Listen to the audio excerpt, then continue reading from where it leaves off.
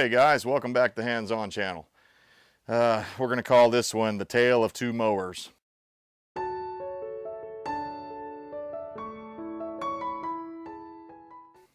Tell you real quickly about how I came across having two of these things. Basically, it started way back in like I'm going to say 96, 97, 98. I bought this lawnmower here. It's a Troy-built 21-inch push mower. You can probably see that the back wheels are basically loose on the thing. I've worn the wheels off the thing, and I was going to just replace the wheels on it, but they were crazy expensive, and I'm glad I didn't do that because I found out the actual axles themselves had so much wear on them. I used to mow an acre a yard with this with no push mower, with no riding mower to help me out. I push mowed the whole thing, and I did that pretty consistently when I was in my 20s, and used the Lawn Boy. Really liked the Lawn Boy that I had before this, but this was my first brand new lawnmower. We were, young married couple, couldn't afford very much new stuff. So I remember when I bought this thing, it was a big deal. And I wanted to get something that had the Honda motor on it because I'd worked on lawnmowers in the past, and I knew right then that the Honda lawnmower motors were made to last. So anyhow, fast forward to today, basically what started to happen with the thing, it still runs great. I could tell it needed a little bit of a tune-up, but basically the wheels were started rubbing onto the side of the, you can see over here in the back on the side of the frame there, it started rubbing in, and I kept on using it. It just got harder and harder to push. Well, my wife and I went over to actually buy some used steel one time, and we looked over. This guy was kind of a junk man. He had lots of different things going on, and we looked over, and there was this lawnmower, which was identical to mine in every way. And I asked the guy what was wrong with it, what he would take for it. I think I gave like $15 for the thing.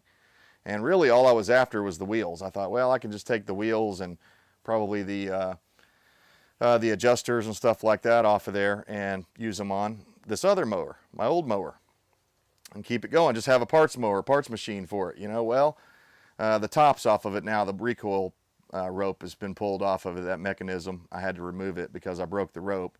But before then, I used the thing all last summer. I mowed now I don't mow an acre with it anymore. I just mow the ditches and the places that I don't want to take my Cub Cadet lawnmower into because it'd be hard on it and just it wouldn't cut very good. There's places like, big deep ditches and stuff like that you got to have a push mower, and right around your house and around trees and stuff like that, getting close to them, it's better with a push mower.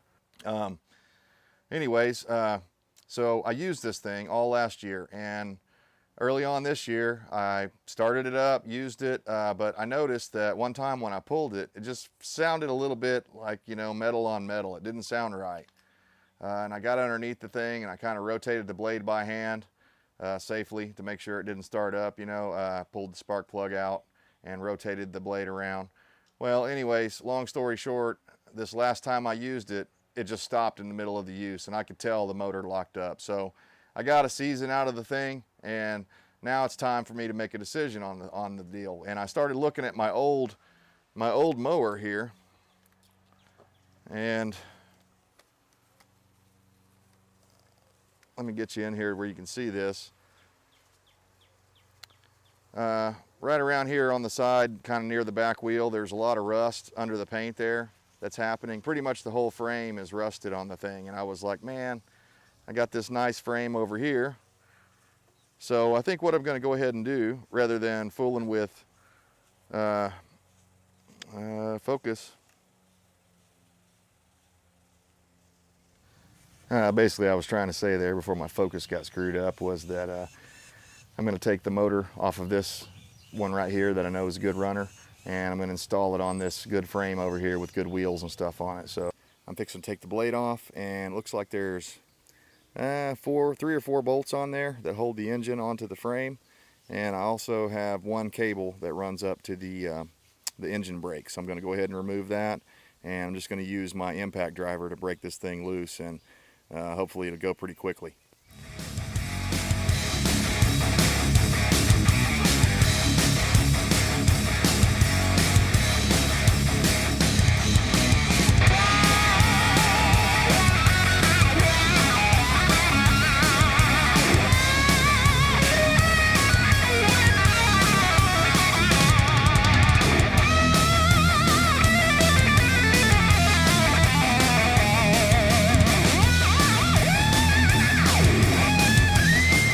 All right, we're back. I got the thing cleaned up. It cleaned up pretty nicely.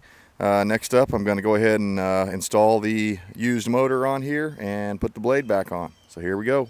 Oh, also I'm going to put a little never seize on the engine bolts just because I like to do that.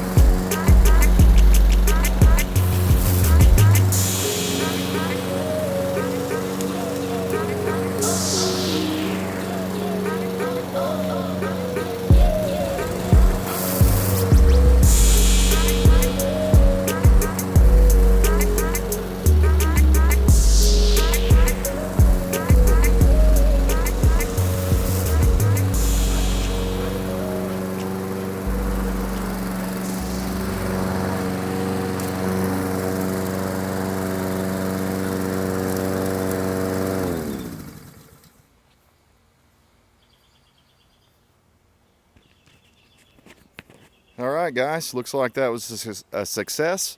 Kind of stuttered there a little bit, but so we're going to go ahead and wrap up the video here, and hopefully it'll help you out. These small engines, if you're wanting to get into learning about engines and the way engines work and just different things like that, get an old lawnmower off Craigslist or something, or from a neighbor that doesn't run, and tinker on it, work on it till you get the thing going. It's really pretty easy. You saw I just pulled the motor off one, put it on the other one. I'll speed that video up a little bit, but it's really not. It doesn't take very long. This whole thing probably took me maybe 30 minutes, and that's partly because I went over and washed the bottom of the mower off and took a little extra time doing that sort of stuff. But yeah, it's running and mowing just fine. So next up, I got to shut this down and get out here and get to mowing this yard before these mosquitoes carry me away, because suddenly they're really bad all of a sudden right now. So I'm going to go spray some poison on my skin and get out here and get to mowing. So appreciate you guys tuning in, and we'll see you next time.